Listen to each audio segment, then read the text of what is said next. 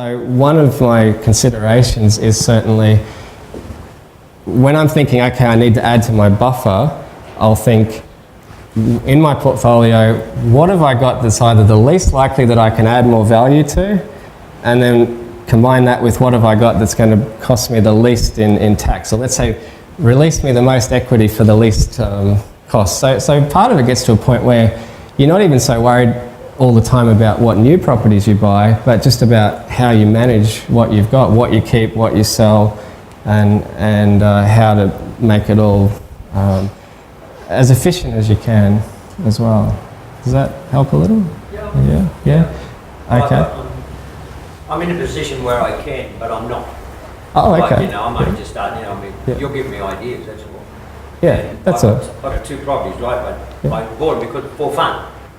Okay. Just for fun, not any ideas like you're talking about. I've got no ideas. I want to be a property, whatever guru, whatever. But I just went out for fun. Now I've got them. Now I think, what am I going to do? Okay. Yeah. Well, I guess in that sort of situation, you'd think, well, I'm in a position where I've got two. I'm in that position right now. Yeah. Yeah. Well, that's why I got one near town. Near. I got one at Fernvale. Yes. And I got one at Labour. Okay. One. Yeah. If you're looking good. Okay. Yeah. Yeah. Well, generally speaking, if you can hold them and you've got no, what I consider is if you can sell them and get the money and use that money in a better way than if you couldn't sell it, then look at it. But if you're going to use that money and just go on a big holiday and then regret it because you thought, well, gee, I now don't have that property anymore, then maybe just think a little more carefully, or think, maybe can I buy a third property, add some value, sell it, get the money for my holiday, and then keep both my first two properties. So you start to see how that different twist thinking, okay, I want to make some money to cover an expense.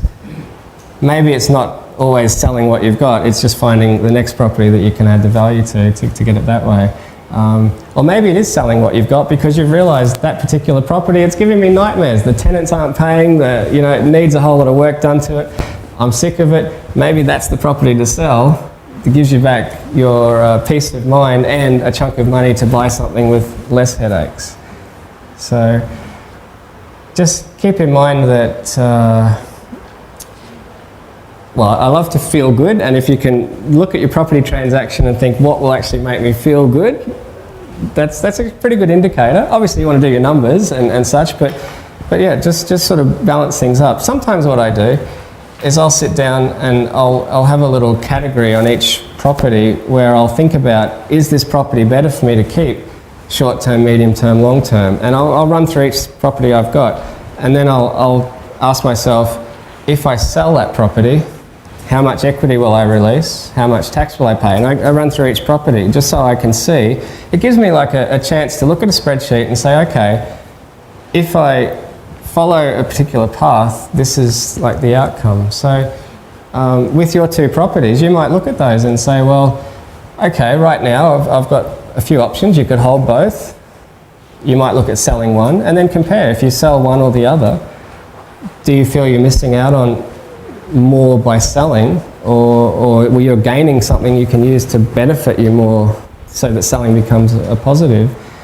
And again, consider the tax, consider other things like if you've got a big break fee on a loan or something, take it into account. But also I watched especially one, how much money I can get on it too.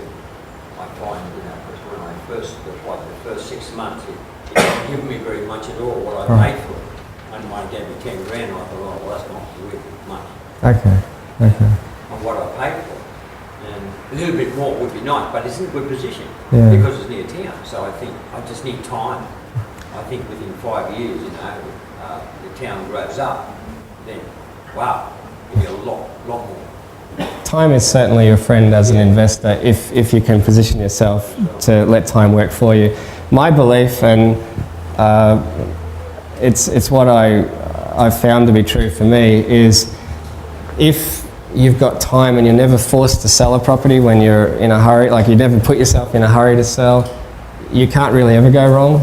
If you can hold something long enough, assuming it's an area where the population is not decreasing, and you haven't maybe been misled when you bought it. But otherwise, if you can just hold something long enough, eventually time will put money back in your pocket from it. So yeah, sometimes you might feel, gee, I want to do something, but just more time passing is the best thing, and actually do nothing. And a lot of the time, part of what I need to be good at is to not just commit to every opportunity that comes or that I could afford to, because we generally have limited resources with what we can access financially. So instead of just thinking, oh yeah, great, I'll quickly do that. Like you want to be balanced. You don't want to be, oh, I'll wait for the perfect deal and never do anything, or oh, I better rush out and get something. You've got to find that balance point where it works for you. I have just noticed that sorry. Hi, my name is Petra. Talking about the two properties you had side by side, Yes. is it a better strategy to sell it as a vacant lot or with the houses on it? Well, for me it was better to hold it with the houses on because it helped with my holding costs because of the rent. Once I had the development approval saying what could be done with the land, I felt that selling it with the houses on was still better, and there's a couple of reasons. One, from a taxation viewpoint, I was just selling the same two properties that I bought, so I wasn't taxed in a way where I was suddenly selling something different. If I removed the houses and sold it as vacant land, I'm now triggering an event that would actually incur GST. Believe it or not, GST will come into play on that situation. And also, there's then a bit of a risk that my capital gains tax discount for owning more than a certain period, owning more than a year, might become jeopardised because I'm actively changing what's there. So, and for the next person buying it, the development approval lasts for 4 years in Brisbane City Council for townhouses. So for the next person buying it, I didn't know if they were going to develop this property straight away, or they might think, well, maybe I'll wait it for 2 or 3 years and then I'll develop it. So I thought by leaving the houses there, it's actually good for them too, because they'll have the option. They could have a holding income to at least help them if that suited them. Yeah, so I guess case by case you'd have to weigh it up, but for that particular deal, I felt just leaving it as two houses, which just happened to have a development approval across the whole land, was, when I sold it, was certainly my better approach. Yeah. I was just going to mention the time, because we started a bit late, we've actually have gone a little bit over, so I respect, everyone's time. I know a networking session was sort of scheduled for 9:30. If there's a few more questions, I'm happy to keep going, but Matt, if you want to switch to networking, People are happy to continue till, say, 10 o'clock. Oh, okay. If you need to go, you need to go, but we generally have an hour of networking afterwards if you'd like to stay. But if everyone's happy to keep continuing the discussion till later, what's the general consensus? Keep going. Okay. All right. Well, you have to keep the questions coming, because if they stop, then we'll stop.